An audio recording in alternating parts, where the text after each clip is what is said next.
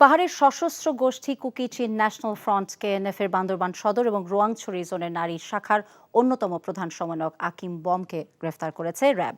আইনশৃঙ্খলা বাহিনী জানায়, বান্দরবান সদর উপজেলার লাইমিপাড়া এলাকায় অভিযান চালায় র্যাব 15 এর সদস্যরা।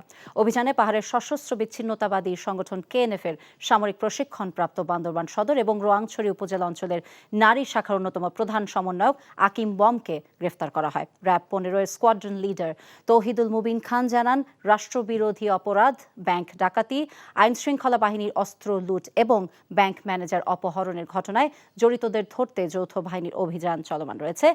এরই ধারাবাহিকতায় লাইমিপাড়ায় অভিযান চালিয়ে নারী শাখার প্রধান সমন্বয়ককে গ্রেফতার করা হয়েছে। এছাড়াও কেএনএফ এর আরও এক সদস্যকে আটক করেছে র্যাব।